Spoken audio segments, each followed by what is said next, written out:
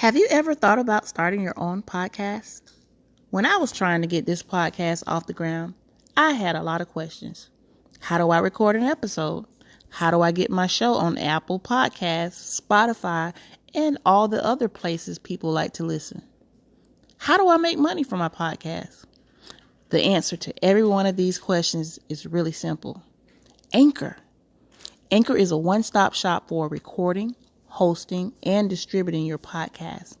Best of all, it's 100% free and ridiculously easy to use. Now, Anchor can match you with great sponsors too, so you can get paid to podcast. I use my podcast to promote and introduce you to my novel that is coming up, The Setup. And you can learn more about that on my website at www.sharikaduncan.com and pre-order your copy today. Anchor, I love Anchor because I'm able to manipulate my voice files and give you beautiful creative pitches in the cast in my script and introduce you to different people and personality that come a part of the episodes and just dialogue with you and meet great and exciting people. So if you always wanted to start a podcast and make money from doing it, go to anchor.fm/start to join me and the diverse community of podcasters already using Anchor. That's anchor.fm/start. Hey, I can't wait to hear your podcast. Let's go.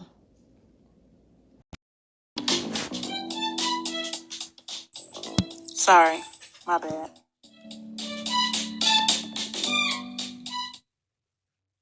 Take a right, go down 2 blocks. I didn't know.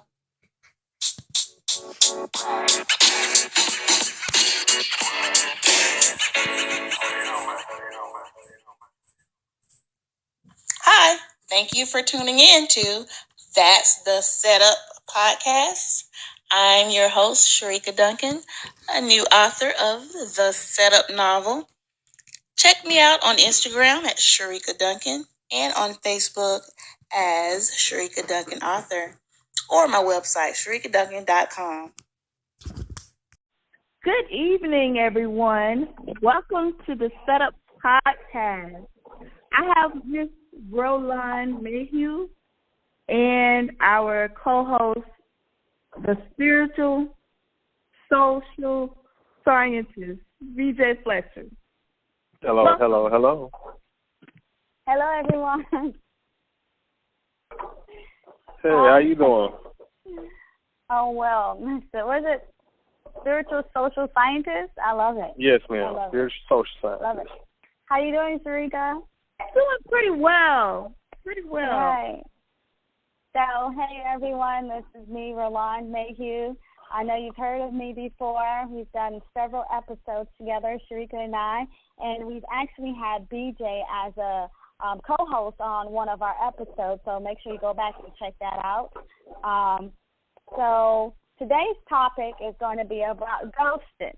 Now, you're wondering what kind of ghosting I'm talking about? Not your friendly, spooky ghost, but the disappearance of someone that was so involved in your life that suddenly disappears without saying a word or leaving behind any clues of to what's happening.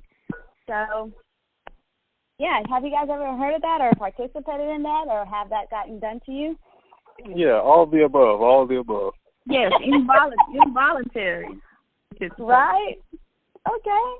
So, let's talk about it. I mean, for real, though, we know what it is now that we know what it is, but is it cool? I mean, is it ever okay to ghost someone or be ghosted? DJ, what's your take on that? It really depends. Cool, Uh-huh. I would not say it's something that you would want to do any and every day out of the blue, just ghost somebody. But I think a lot of times in those instances when they do, well, you know what? Sometimes in those instances when they do happen, it's good reason, it's excuses, and you have to really judge every incident on an individual basis. But does it hurt? Yeah, sometimes it depends on the attachment to the people. But then again, it's like, hey, it depends on how much you care about them. If you really didn't, don't care, then, oh, wow, what happened to them? You, like, 3 weeks later, I used to talk to them all the time. I wonder what happened. Or, you might be a crazy, like, hold on, you called me yesterday. Why are you not calling me this morning? Why are you not just texting me and telling me I'm beautiful? Like after 3 days, you might think that's ghosting. So it's all individual. Yeah, Sharika, what about you? Is it ever okay to ghost someone or be ghosted? It is not okay. I just think it's the lamest thing ever. Tell me about it. I just think it's definitely a cheap way out of communicating, honestly. Mhm.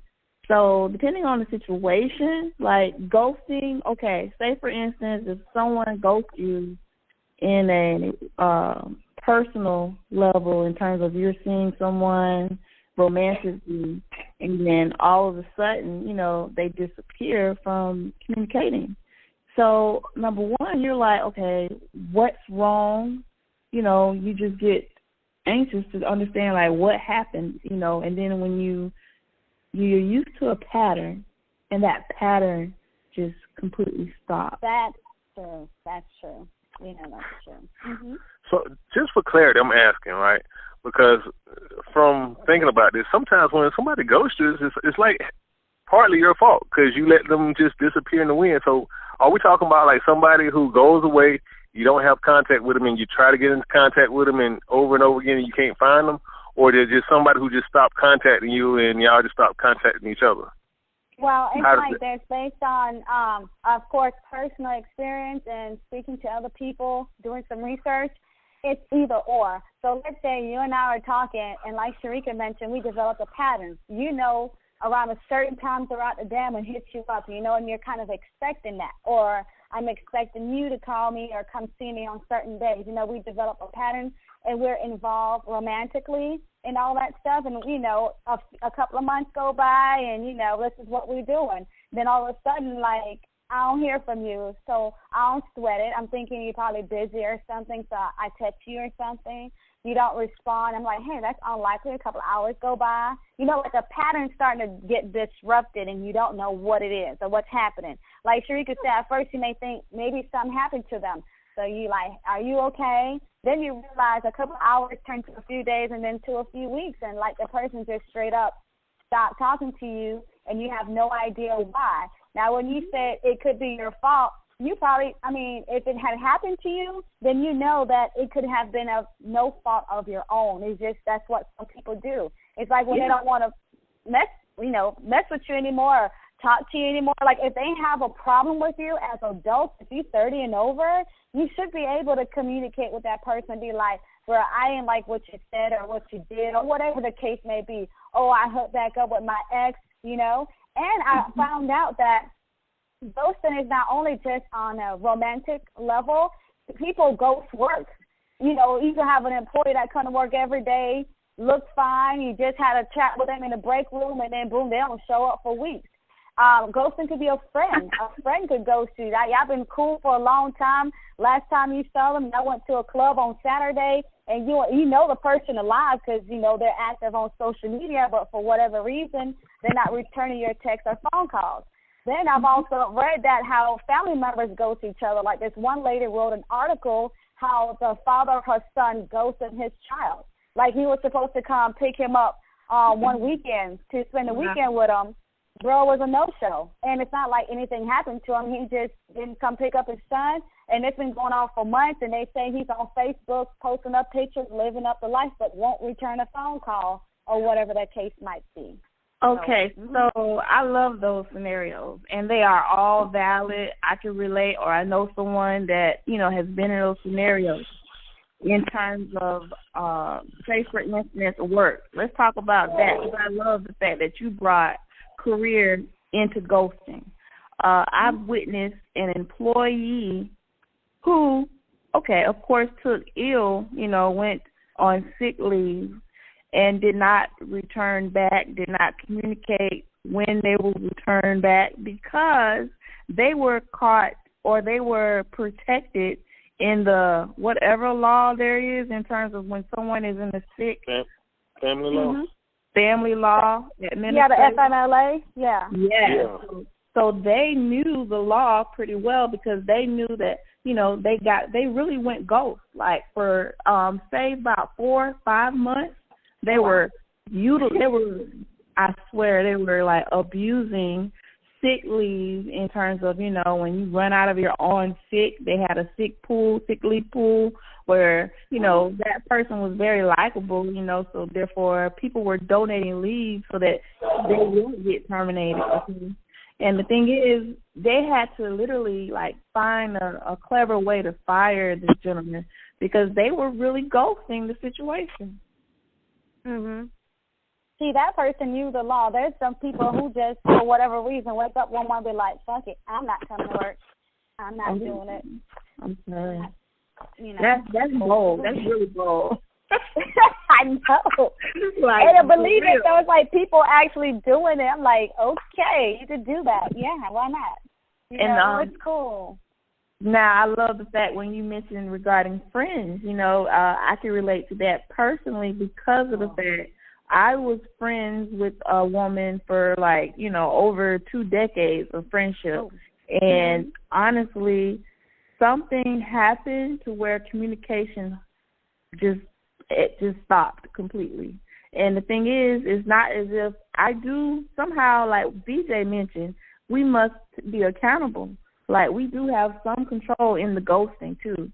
So I did reach out to her just to, hey, how you doing? Hadn't heard from you, XYZ.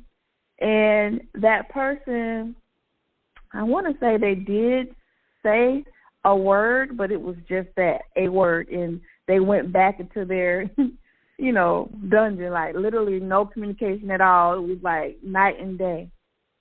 Well, I guess you could be held accountable depending on your relationship or situation, but I think some situations you can't hold a person accountable for something they didn't see coming or know of, Mm-hmm. I mean, you could reach out to someone as much as you can, but if they don't respond back, that shouldn't be on you. Like if you didn't do anything and you're genuinely concerned, like they're reading your text or they're hearing your voicemail, asking them if they're okay, where you at, it's been a while, they know that you're concerned, but they take it upon themselves to just like whatever. It's like it's a total disregard of someone else's feelings. Either way, even if you're beefing with someone, if you've been with them for some time and you're part of their routine, like you said, a pattern. When you're part of a daily routine and you get disrupted, it kind of throws you off a little bit. And I think when I mention accountability, I'm thinking in terms of, and BJ, you can step in too, but for me, I'm speaking of accountable for how I'm being treated. For instance, do I want to even dive into why, the why factor, or just cut them dry, I mean, that's a whole emotional manner, and who wants to take out time to figure out from a grown person, what's wrong with you? Well, you know what? I think, Sharika, I really think that is unfair. That's unfair. You know why I think it's unfair? Why? Because, for one, if you have been in a pattern of whatever the situation is with this person, and then all of a sudden they ghost you or change the pattern, or, if they change the pattern, something's going on. And I think, you should at least reach out. Because, let's say, for instance, let's make the person innocent.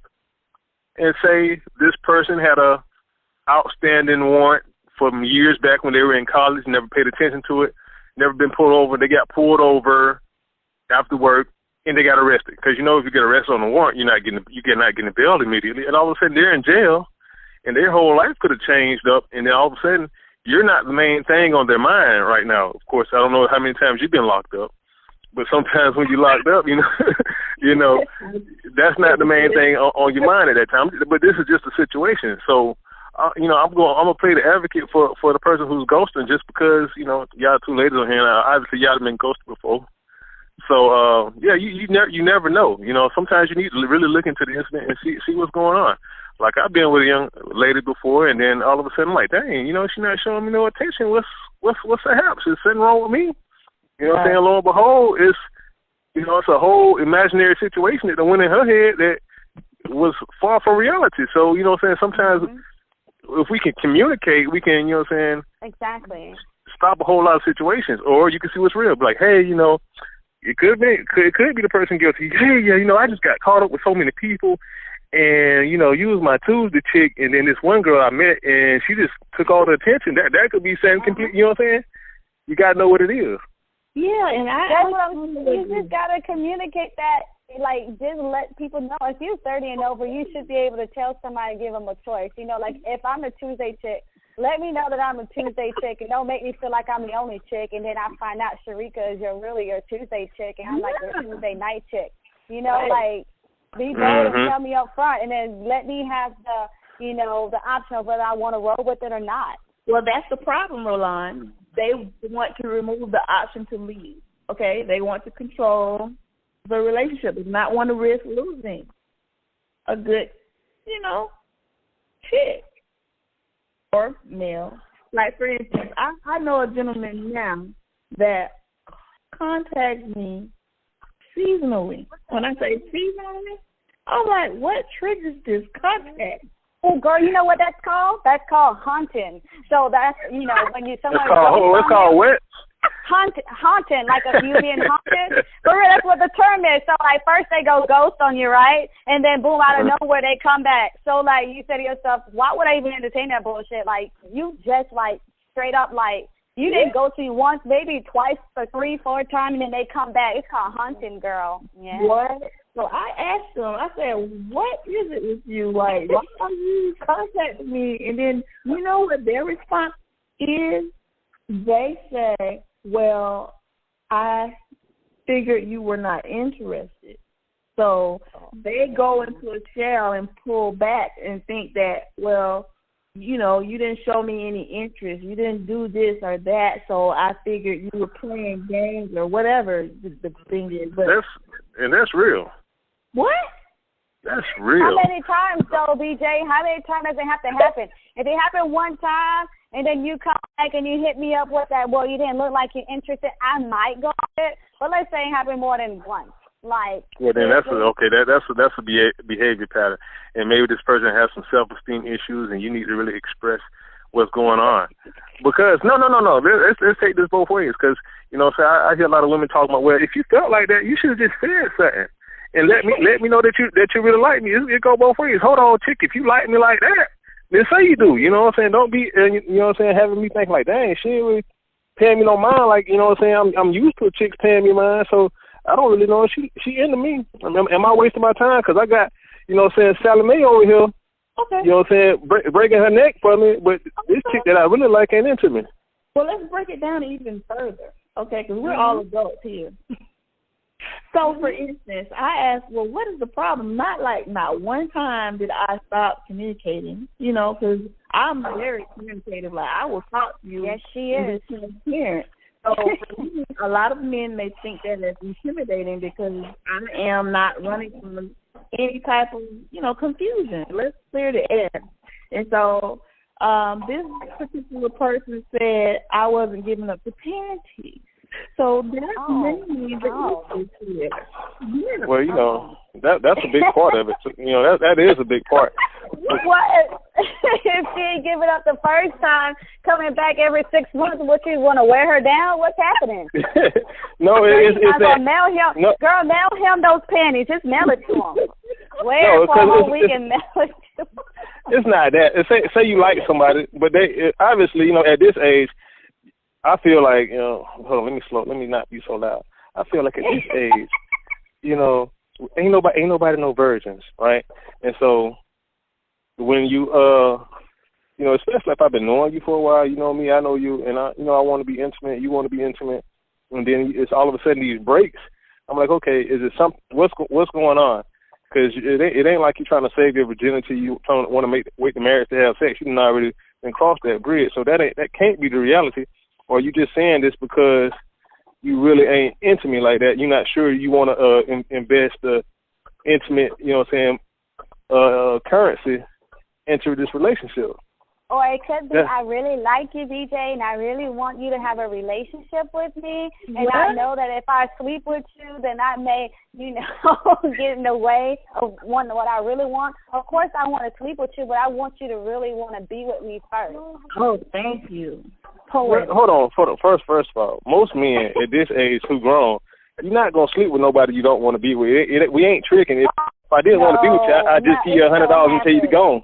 But BJ, we have Instagram. We have all these different tools out here where you can troll, Instagram hoes. So I mean, you can get it wherever. So there are men that are still, out there. It happens. I know guys right now that talk about snatch and go. It happens. Okay. Let's not ignore it.